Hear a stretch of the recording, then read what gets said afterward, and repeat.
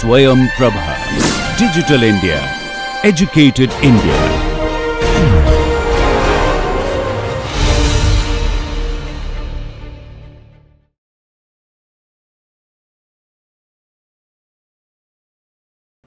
Okay, let's start the last session for today.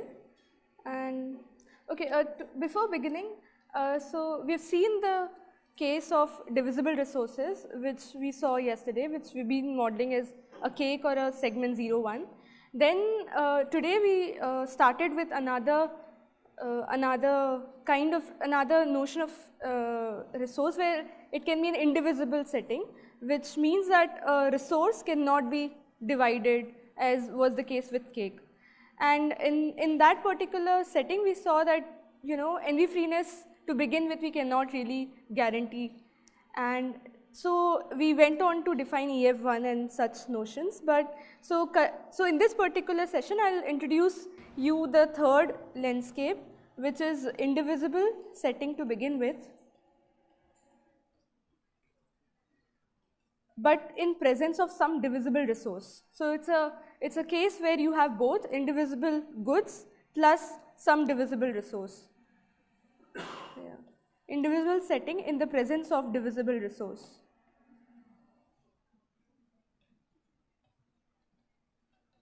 Okay. So in this lecture and some lecture tomorrow, we will focus on this particular setting and note that, so again, colloquially it's been termed as the problem of rent division. In a moment, I'll tell you why is it called so. But okay, let's assume that there are a bunch of friends, let's say n friends, and they all want to share an apartment having n rooms, and they need to,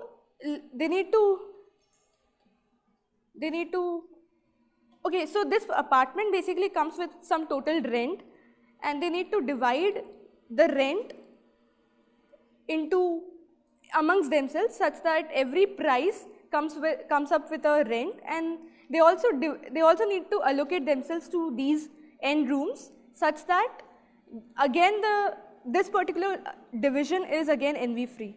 I'll be formal in a moment. What do I mean here? Okay, so divisible resource here is nothing but you can think of it as money, which can be divided fractionally.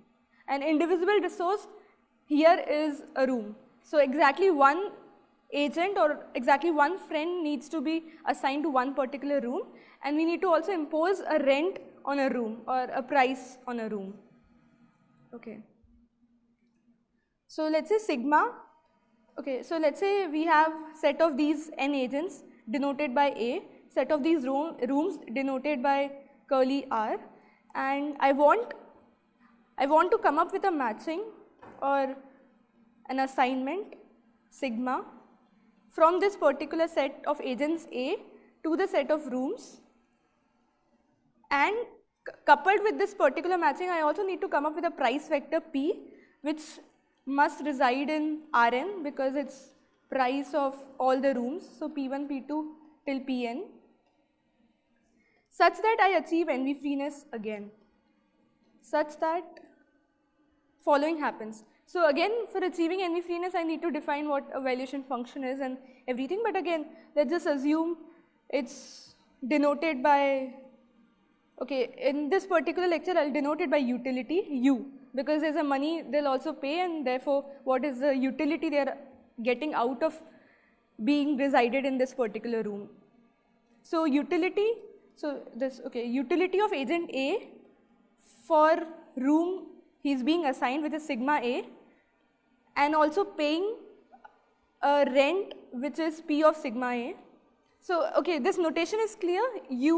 Utility and agent A is deriving if he is assigned a room sigma A, and therefore he pays a rent of P of sigma A. So let's say sigma of 1 is 7 or something like that. So it would be utility and agent 1 is deriving when he resides in let's say room 7 and also pays the rent for room 7, which is P7 in this particular vector. Okay, so currently I'll be denoting this as my utility vector, utility function. Okay. Okay, so this is the utility an agent A is deriving if he's assigned this particular bundle, and again I'll denote a bundle as a room along with its price. Okay, this is a bundle for me. If he's being allocated this particular bundle, and let's say I'm right now focusing on the fairness notion of envy freeness, what do I write here again? So he shouldn't be envious of any other friend, again under the imposed rents P. Okay, so it should be U of A sigma of anyone but louder. Yeah, just say it.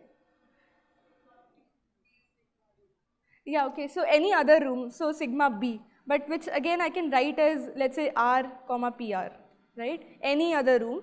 Sure, it will turn up in sigma B or as well, but just for notational ease, I can write as this. So for all rooms R, and this happens for every agent. Okay, this is a notation, but okay, for all rooms and for all agents A. This is coming from the set A and this is coming from the set R. Okay, so this is the notion of envy freeness I am after. Okay. So I need to, okay, currently I have two things at hand. So till now I just needed to have a partial allocation or an allocation of a cake and divide it. Right now I need to come up with a price vector on each room and also an assignment of agents to room, and here exactly one agent gets, so exactly one agent is being assigned to a particular room. So coupled with this, so okay, in this notion this is my allocation currently, or a solution. So a tuple sigma comma P, where sigma represents a matching and P represents the imposed rents on those end rooms, is said to be envy free if something like this happens. Okay, I should have.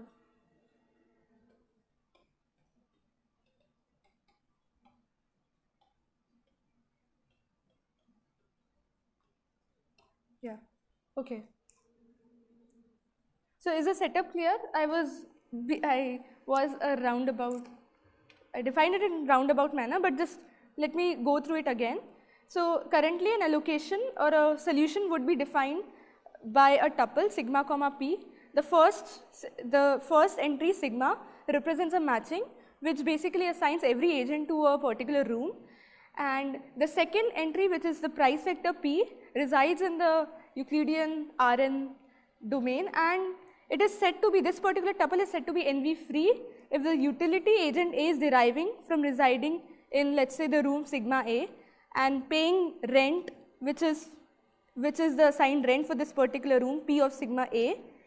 It must be at least the utility he will be deriving from any other room under the same imposed rents P. Okay. Again, like, I am hoping this notation is clear. PR just represents rent of room R. Yeah. And sigma A means the room he is being assigned under the matching sigma. Okay. Yeah. So the problem again is first existential question. Do such a allocation even exist? Like finding an envy-free allocation or a solution such that something like this holds true for all agents. Okay. So is the setup clear? Right now we are having indivisible resources which we term or which we call them as rooms, and coupled with them is a divisible resource which we again say, let's say it's money or something like that. Yeah, yeah.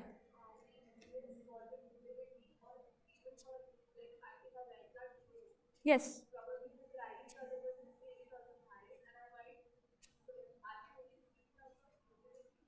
Yes, so it's the utility function. So you have a utility function defined for each room for every possible price, P.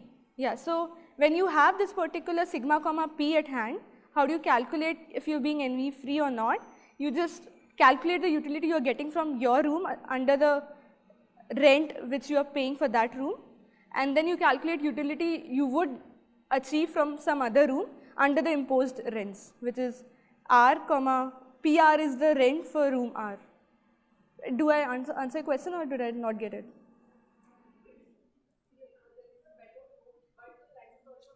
Yes. No. You need to take account of the price also coming along with the room. Yeah. Yes. So again, the bundle is R comma PR. The price is attached now, okay? And in this particular problem, you need to find both, like sigma and P, such that this happens. Yeah. P is also in our hands to compute, but first is the existential question. Yes. Yeah, that is one assumption we can have, but we'll circle back to that assumption. Yeah. Yes. Yeah, I'll tell you the assumptions we'll have in a bit. Yeah. So they're like basically two models of valuations I'll discuss, and therefore I've not yet told. Yeah. Okay. So is the problem clear? We are having indivisible resources along with some divisible resource. Okay.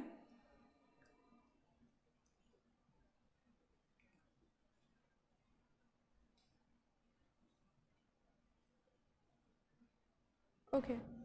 So let me talk about the existence question.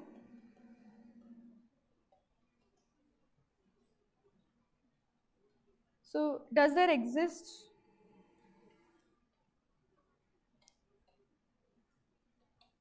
an NV-free allocation? NV-free, let's say rent division is what I'll call NV-free rent division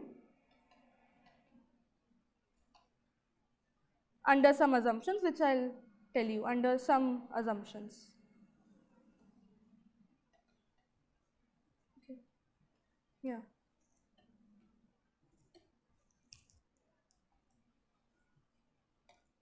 Okay. Yeah. So again, I'll like you all to recall Sperner's lemma, which was covered yesterday in the last session, and I'll see if I can the way we used to prove existence of NV-free K-cut, can I again somehow use it to prove existence of NV-free rent division using Sperner's lemma? Is it possible, and or will I fail the way I failed for burnt cake? Okay.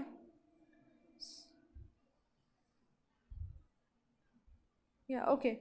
So let's say this is my model. Let's say this is room 1. Again, I'll work with n equal to 3 again for ease of presentation, and we'll see if what happens for greater number of agents. So let's say there are 3 rooms and 3 friends or 3 agents in the system, and let's say this is the price for room 1 is P1, this is P2, and this is P3, and we want all these Pi's to be greater than or equal to 0 for all i's in 1, 2, 3, and also we want, which circles back to the total rent condition, let's say I do want total rent to sum up to 1. This is what I want, let's say, okay. So again, as we saw yesterday, let me consider this particular triangle. Let's say this is the point 1, 0, 0, this is 0, 1, 0, and this is 0, 0, 1. Let's say, okay, just consider this particular space as a space of prices. I'm trying to have a graphical representation on the set of all possible prices. So again, as we saw yesterday, there are 3 extremes. Room first is the one which has to pay the whole rent, which is 1. this is the first extreme, and similarly we have two other extremes, right? And since this is the equation I do want, I know that every possible price you want to have, which is, let's say, this particular p vector, resides in this particular plane, which is a chopped off plane sitting in first orth n. Okay. So is it clear that every possible price vector is being represented by this particular triangle, right? This is again clear. This is again exactly the way we did it yesterday. Okay. And also, why are we having pi greater than or equal to 0? Because we really don't want, let's say, I don't want you to pay to live in a room. You must be paying. You are a payee and not the other way around. I want people to pay to live in a room. Okay. So again, so these are some assumptions I'll have on preferences or utility functions.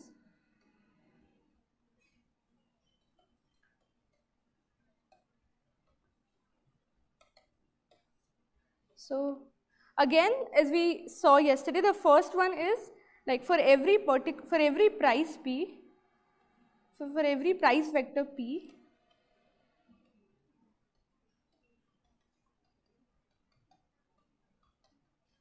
and let's say again we have three agents in the system A, B, C.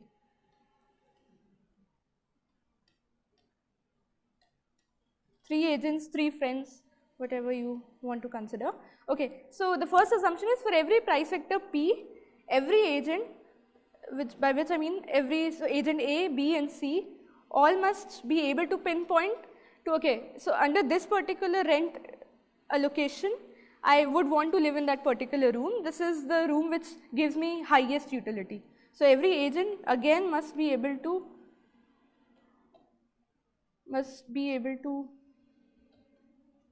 tell his favorite room.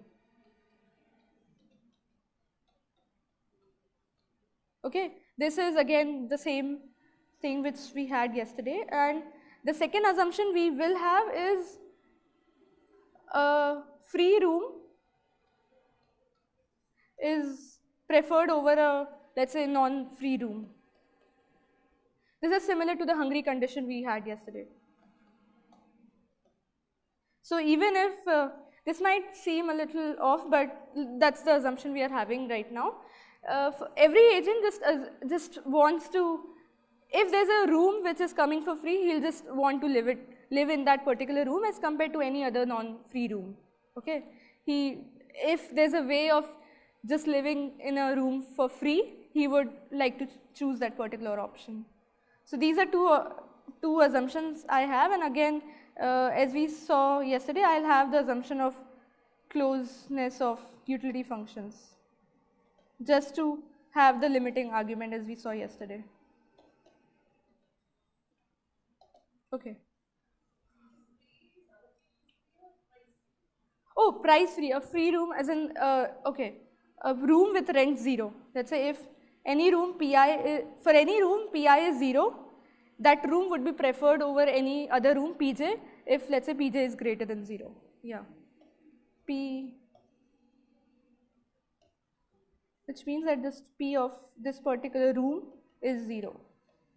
And non-free room means that there's a non-negative, there's a positive, strictly positive rent you need to pay over here. Okay. So this is the model again, and let's see what we can do with this thing. Okay, can someone tell me now? Okay, no.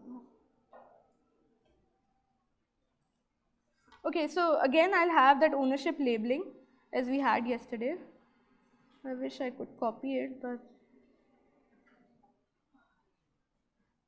So again what I'll do is, I'll consider some triangulation of this particular triangle and have an ownership labeling.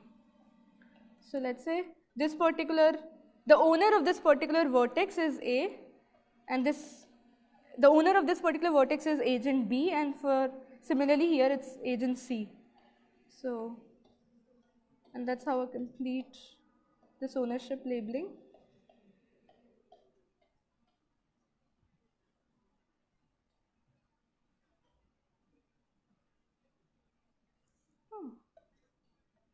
ABC.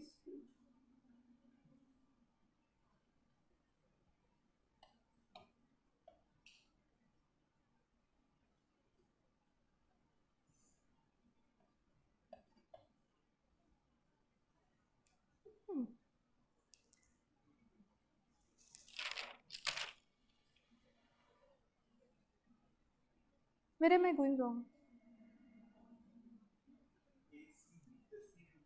Okay, let's just have, yeah, okay, fine.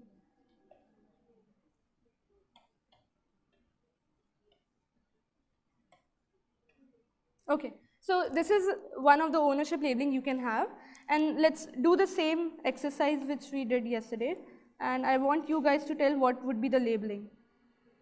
Just what?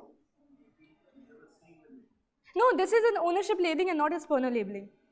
Yeah, just again, yeah, this is just an ownership labeling. Okay, let me recall what an ownership labeling is.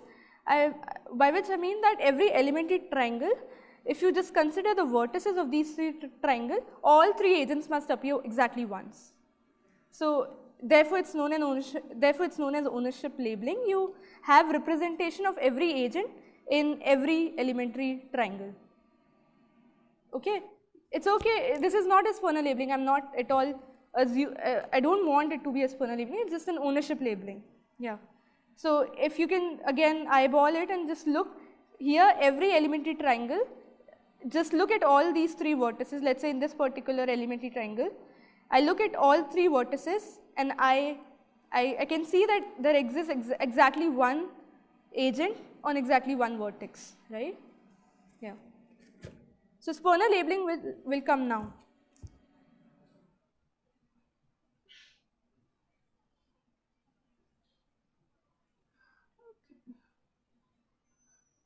Okay, can someone recall what were the conditions for spawner labeling?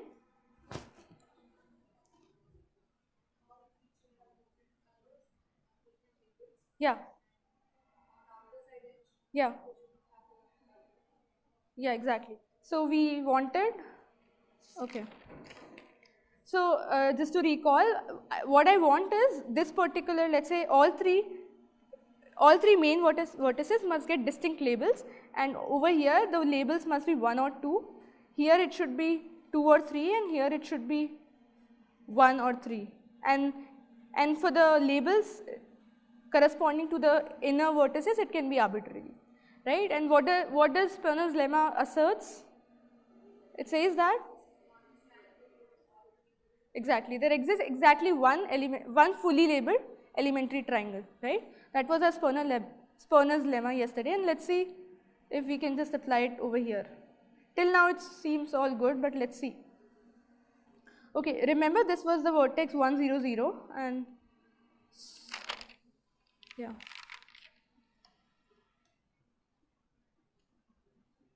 Yeah, okay.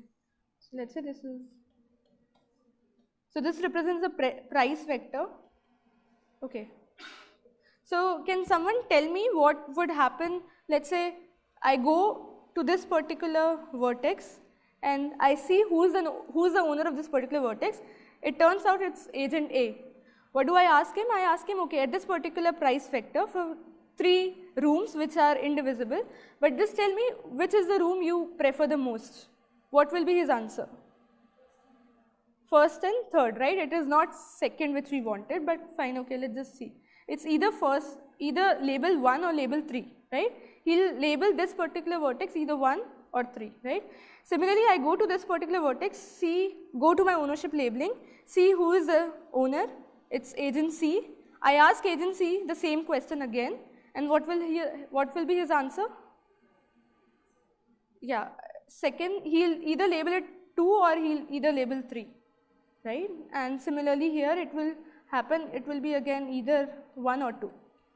Yeah, okay. Can now someone tell me what will, let's say, happen on this particular edge?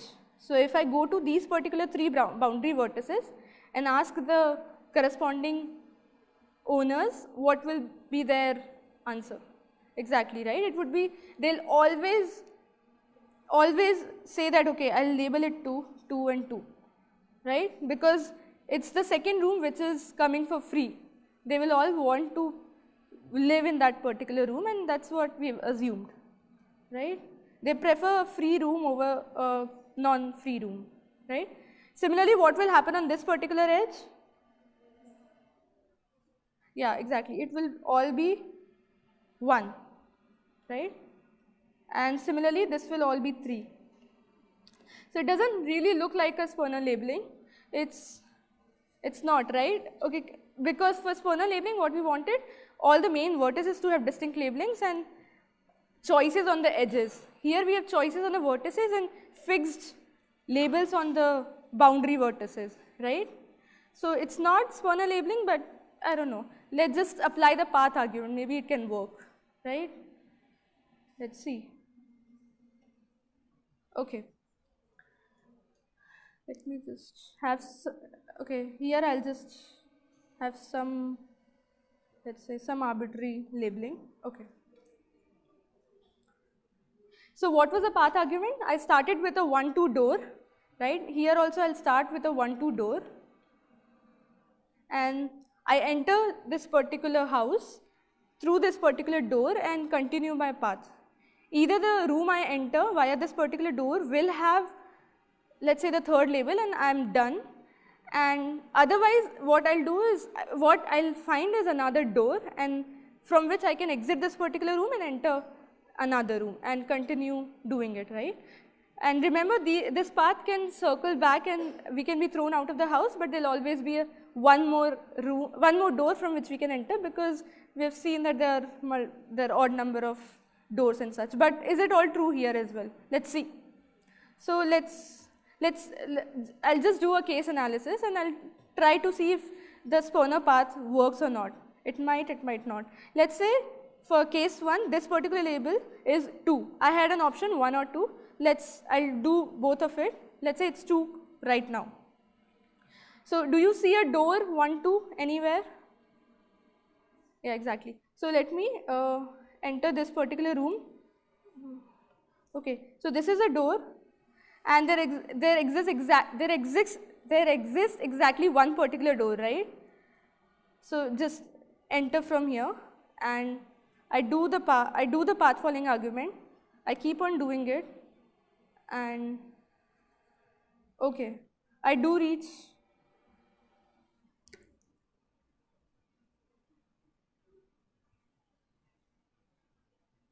Huh.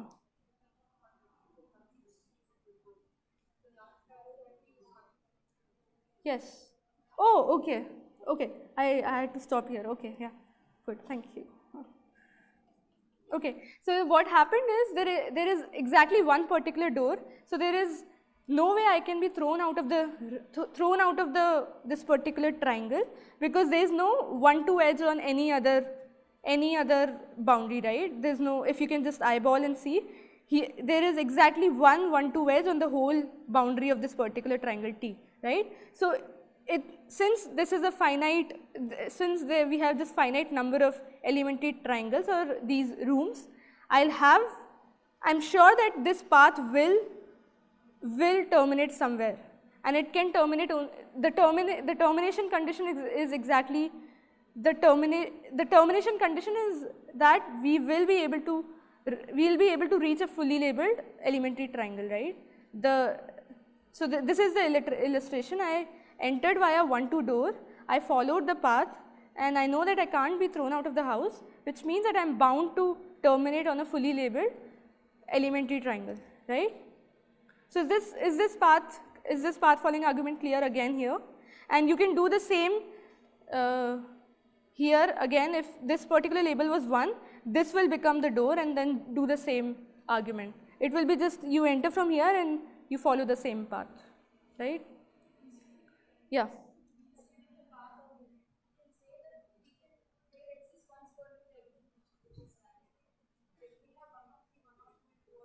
Yes.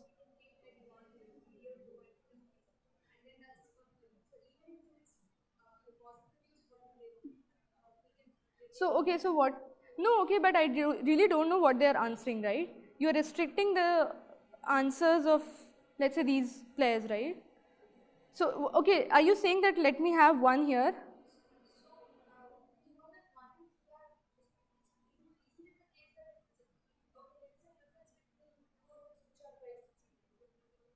Okay, I see what you're saying. We can force him to label it 1. We can again force him to label 2 and this, let's say 1. Then just, got it, yeah. Then you will definitely come up with a spurner labeling and follow the argument. Yeah, that also works. Yeah, correct. Okay, so here also what we saw is via Spurner's lemma, once again we were able to prove existence of an envy-free Renn division, right? And again, it's again a limiting argument, and we'll be able to, okay, how will we define sigma, the assignment sigma? So, so the limiting point, let's say this is the limiting point P of this particular sequence of triangles, and at this particular point P, I know that every agent is preferring a different room, and that will just induce a sigma, right? And that will be the vector P, and sigma comma P will give me a envy-free Renn division. Okay. So is this clear? Yeah, this is fairly easy argument once we have seen yesterday's argument. Okay.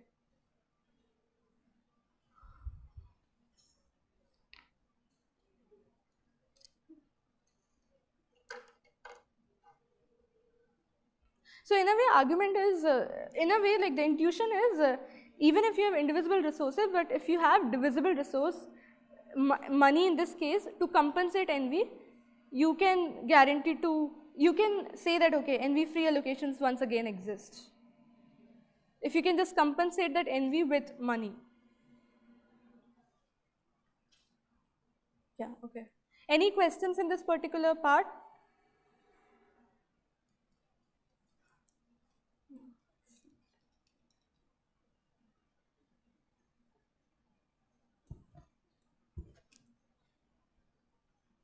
So yeah, just to complete this particular theorem, it says that an envy-free Renn division exists under these 3 assumptions. And the existence comes again via Spurner's lemma. Right.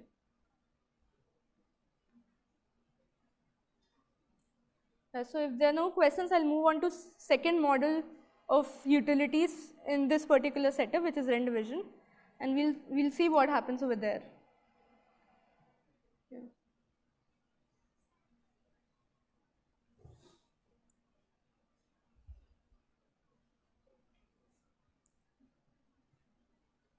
Okay. So, okay, again the problem is the same, to find envy.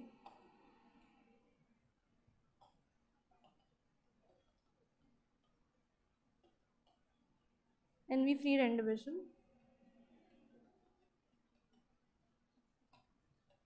Okay. But what we'll do now, we'll have another utility model, and we'll see what happens in that particular utility model. Yeah. So again, a Renn division instance is, you have a set of agents, you have a set of rooms, and then you have some utility functions again for each agent A, and for each agent A, you have a utility function for each room at every possible price. So I'll again, yeah.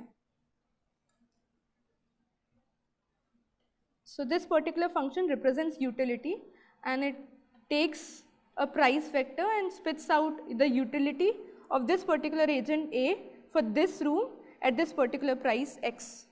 Okay, so this is a function going from R to R, and you can think of x as the price of that room R. Okay, yeah.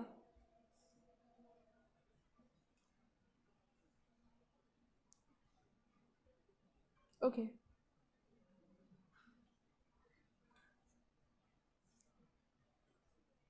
So to begin with, I'll have one model of utilities, and then at the end we'll see that if we can generalize that particular model. So this is known as quasi-linear model. So quasi-linear utilities.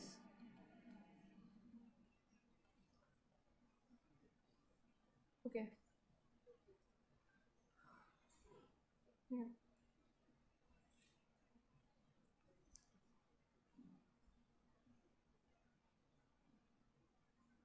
Yeah. So, so how do I define a quasi-linear utility? It just means that, okay, so this particular utility for, let's say, at a price X is defined by, so this particular agent has some base value for this particular room, and I'm denoting it as, let's say, VAR minus X. So he has this threshold value that, okay, he is willing to pay this much amount of money for this particular room R, and his utility is nothing but just subtract this base value, subtract the price of this room from this particular base value. That's what we call a quasi-linear model. Okay?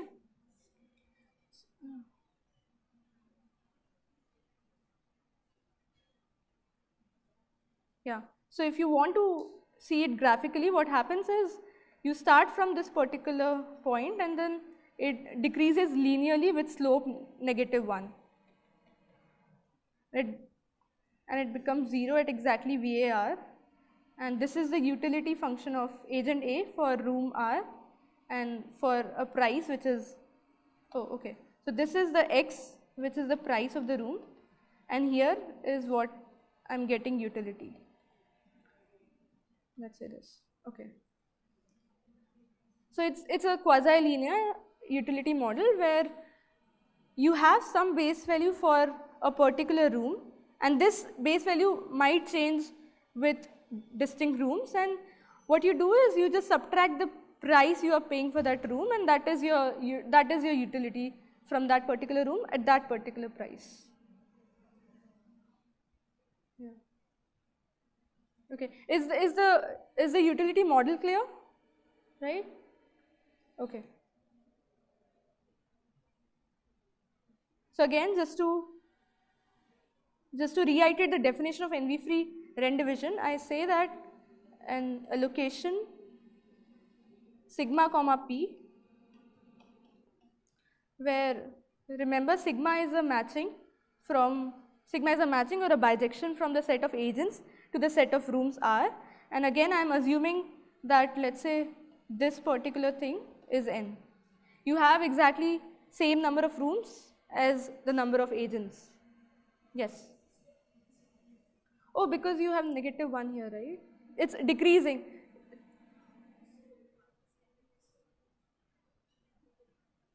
You are it, right? Yeah, okay. So higher the price you pay, your utility goes down, right? So the slope is -1. This is a fixed constant for this particular pair A and R, which is this.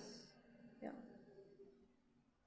And the utility becomes 0 if you're paying that much price for that room. If you're paying whatever your value was, you just get 0 utility out of it.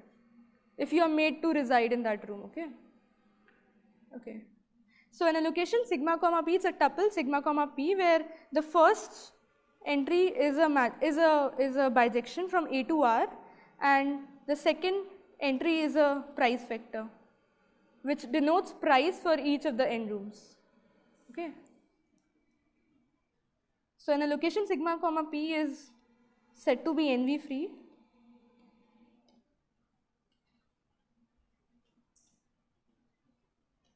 if, okay, can someone tell me what happened? What's the NV free constraint I need to write over here? Yeah. We've seen, I've told you the definition of NV freeness in the first slide. Yeah. So, okay, so what I'm asking is, what should I write? An allocation would be NV free if what happens? Yeah.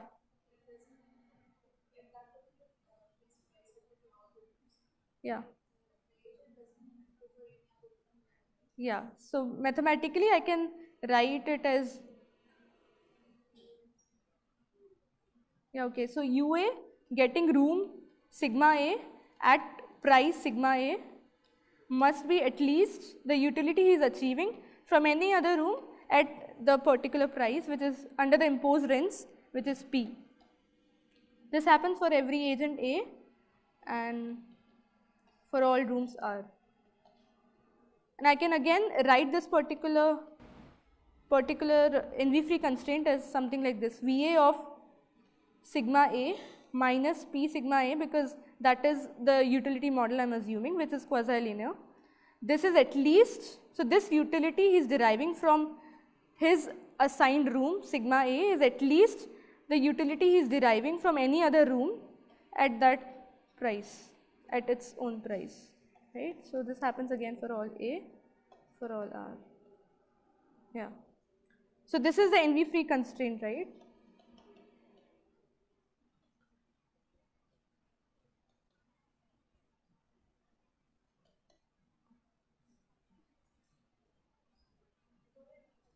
Yeah. Yes.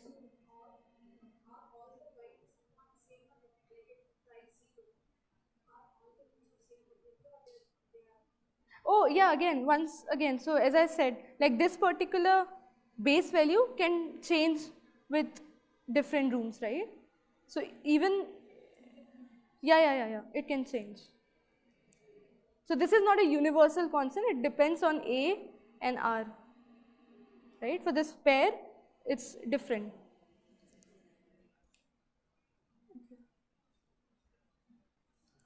Yeah. So this is the Renn division instance we are looking at. This is the particular utility model which we are focusing on right now, and this is the fairness notion I want out of this problem.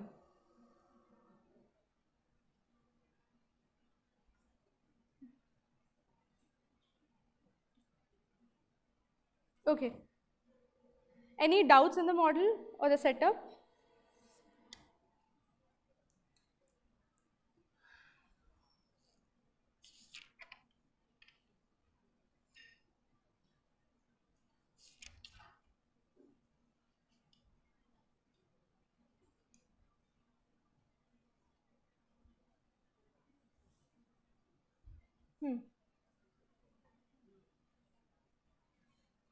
Yeah. So if not, I'll move forward. Okay. So again, this is the setup pictorially. You have bunch of agents A, and then you have equal number of rooms on the other hand, right? So what I'm going to construct here is, let's say, a valuation graph or value graph. I'm saying it, why am I saying it a valuation graph? It will be cleared. Remember, this is the value I am saying. This is the base value for an agent A, base value of agent A for a room R, right? So what I'll do is I'll construct a complete bipartite graph.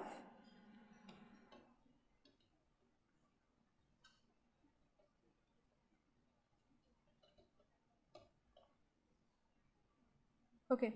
So I have on one partition I have all n agents, and another partition I have n rooms, and it's a weighted graph, by which I mean that, let's say, the weight on an edge AR,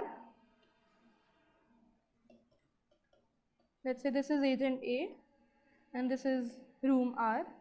So this particular, so I have some weight on this particular edge, and that weight is nothing but his base value for this room, so VAR. Okay.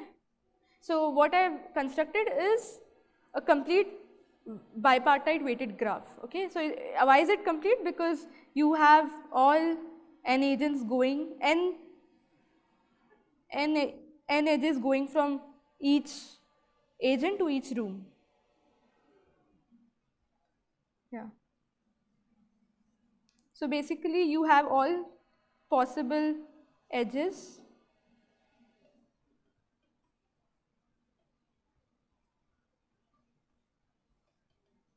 Yeah. So can someone tell me how many edges do I have in this particular graph? N into R. No, n into n. It's this. Yeah. So the, okay, I shouldn't write here, but I have this particular thing, right?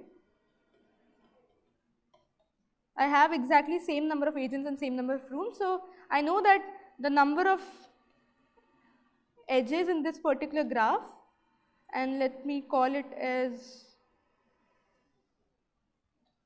G. Okay, and let me call this particular instance as Q, and therefore let me call it as GQ. So number of edges in this particular valuation graph for a given Rendivision instance is n square. Okay. And I have said that just give a weight of VAR to each edge AR. Okay. This construction of valuation graph clear?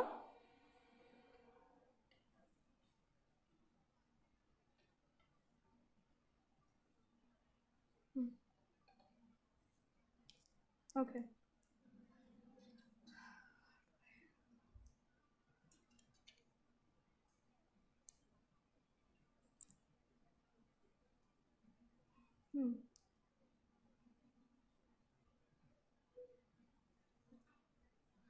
Okay, moving forward, I would want to define one particular term, which is maximum weight perfect matching.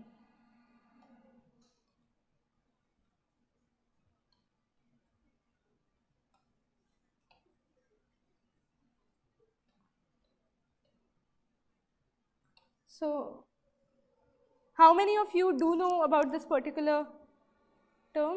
Have you, yeah, okay. Have you ever heard of maximum weight perfect matching? Okay, let me define it. So it just means that you have this particular graph with you and you want to find a perfect matching, by which I mean that every agent must be matched to some particular room, and you want to maximize the weight of this matching. So if I want to write mathematically, what I mean is I want to maximize, so I want to maximize VA of sigma A, let's say sigma is the matching, and I sum it over all agents, right? So this is, okay, I should have, let's say, some example. So let's say I have 3 rooms, and let's say I have 3 agents. And let's say these are the values, these are the base values, let's say something like this. 5, 2, 1, 4, 1. Okay. So let's say this is the valuation, this is the base values. So agent A1 have value 9, has a base value of 9 for room R1, base value of 4 for room R2, and base value of 3 for room R3, okay, and so on. So what do I mean by maximum weight perfect matching? I just want to come up with a matching which should be perfect, and I want to maximize the weight. And remember, the weights are nothing but these matrix entries in this particular graph, right? Yeah. Okay, louder.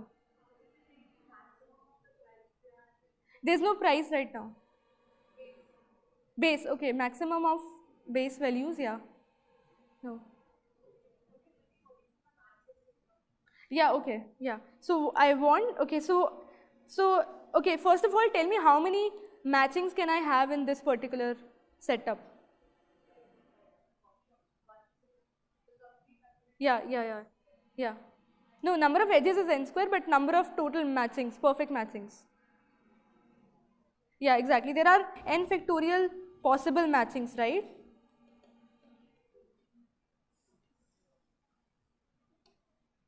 And I'm denoting a matching by this sigma, okay? So what I want is, I'm saying that, okay, pick one particular matching sigma and compute this particular value, that VA of sigma A, and then sum it over all agents.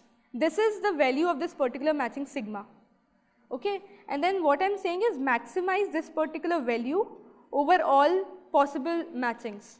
So you have n factorial matchings, you compute this particular value for sigma 1, sigma 2 till sigma n factorial, and you take the maximum of it, okay? Yeah, so basically argmax of this particular quantity would be the max weight perfect matching which we are looking for, okay? It would be clear in a minute why am I defining this particular term. But yeah, so in this particular illustration, can someone tell me, do you find a max, can you tell me what is the max perfect matching, max weighted perfect matching here? Exactly. So we have this, right? Yeah. So so this is the max weighted perfect matching. You can also, let's say see for this particular thing, right? Something like this. For the first one, the value is how much?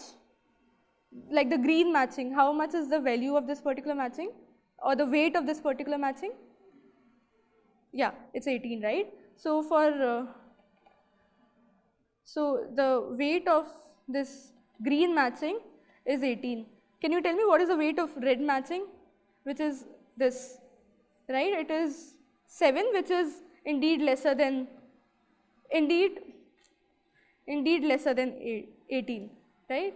So that's what I mean. You go over all possible matchings. Here it would be 3 factorial, which is 6, and then you find that particular matching which has maximum weight, right? And this is so this particular quantity is the weight of matching sigma.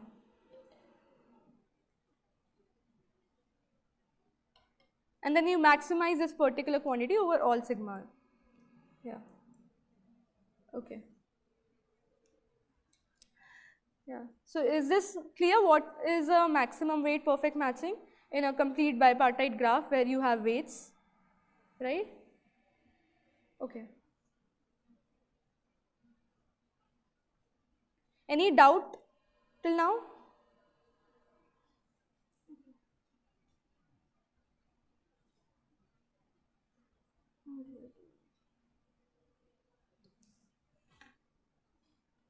Okay. So now I will write a tremendous theorem which will just tell me how to solve NV-free Renn division and even how to compute it. Not just, it will give an existence for sure, but it will also tell me how to compute it in poly time. Right. So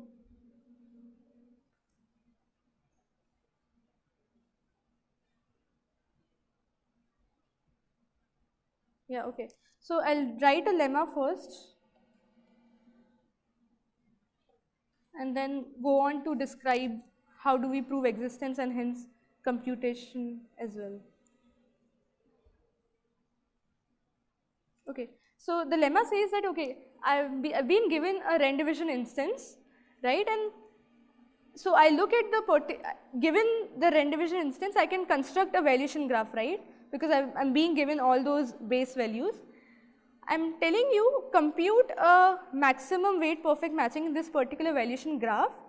And what the lemma asserts is that for this particular maximum weight perfect matching, you can always find a price vector such that the tuple, let's say sigma star comma p star, will be NV free. So what, this is a very, very strong result. It says that, okay, any NV free allocation, you take any NV free allocation, let's say sigma star comma p star, this particular allocation sigma star must be a maximum weight perfect matching in the corresponding valuation graph of the given Renn division instance. Okay, yeah. I'll formally write what the lemma is, and then we'll do the proof as well. Yeah, but it's remarkable, and it's one needs to see that, okay, you don't even need to touch the price vector, and then you can decouple this sigma star and p star in this tuple and just say that, okay, I know that if this tuple needs to be an NV-free Renn division, the assignment of this sigma star must be a maximum weight perfect matching in the corresponding valuation graph. I don't even care about what p star is. I know the characterization on sigma star, which is a very strong result. Okay, so formally, let me write the lemma. So let's say for any Renn division instance,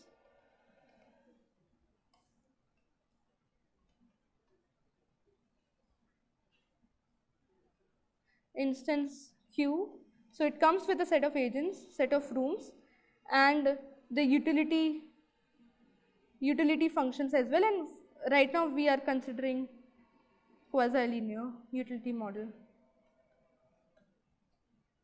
So for any n division instance with quasi-linear utilities,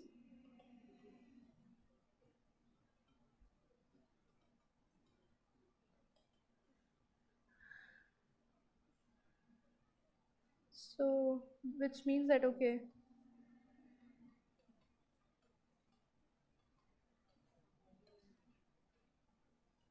so the lemma says that for such a n division instance where you have quasi-linear utility model, an allocation sigma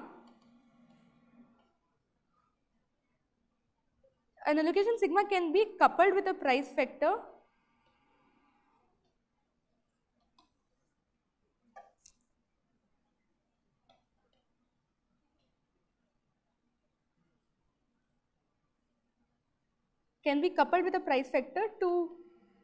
to realize an envy-free solution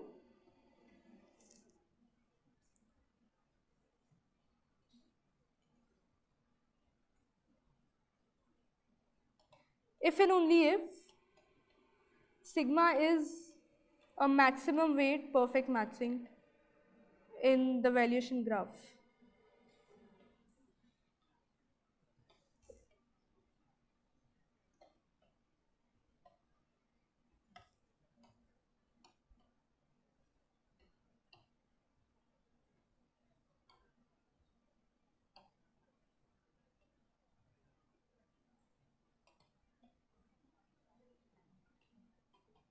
And valuation graph is being constructed the way I have described. It's a complete bipartite graph with weights on the edge AR, nothing but this particular base value VAR. Yeah. So again, this is a very, very strong result which says that, okay, any allocation sigma can be coupled with a price factor only, also to obviously to realize, to make it an envy-free solution only if it's a maximum weight perfect matching in the valuation graph GQ. And again, if and only if the other way around says that, okay, if you're given a tuple sigma comma p and someone claims that it's an envy-free solution, this particular allocation sigma must be a maximum weight perfect matching in this graph GQ. Okay, is the statement of lemma clear? Any doubt in the statement? Yeah. Okay, so let me do the proof.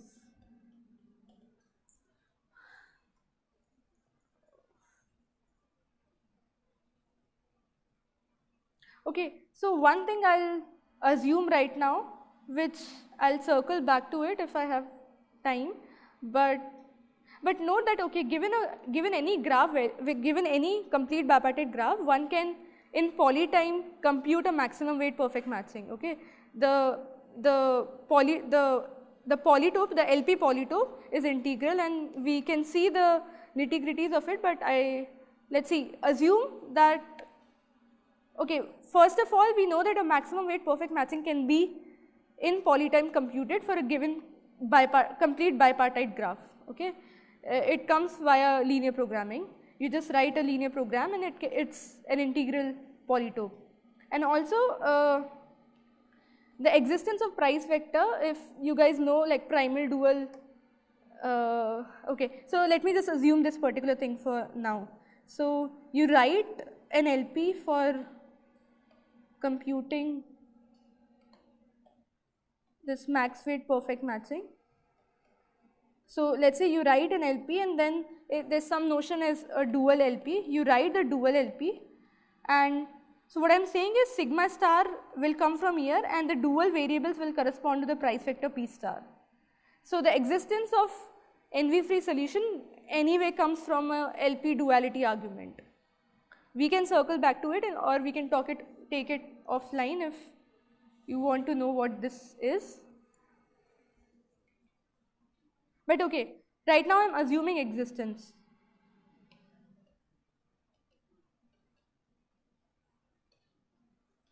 I'm assuming existence and proving this particular characterization of sigmas.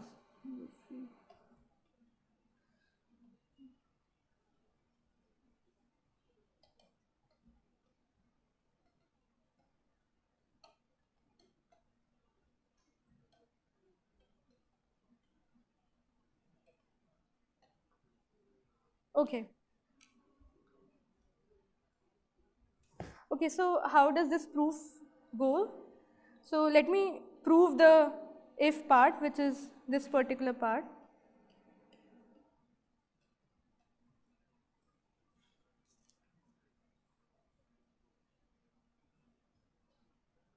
Okay.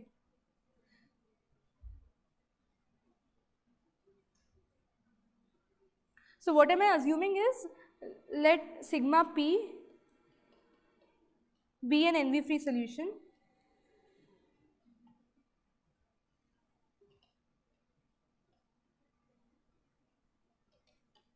And I need to prove that sigma is a maximum weight perfect matching for this graph GQ. Okay. Yeah. So for contradiction, uh, okay. Okay. So let us assume that sigma p is an envy-free solution, and let's say some other matching pi be a max weight perfect matching.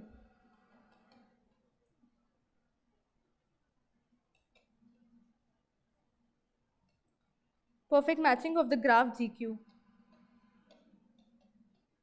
So what I'll show is that pi comma p is also an envy-free solution.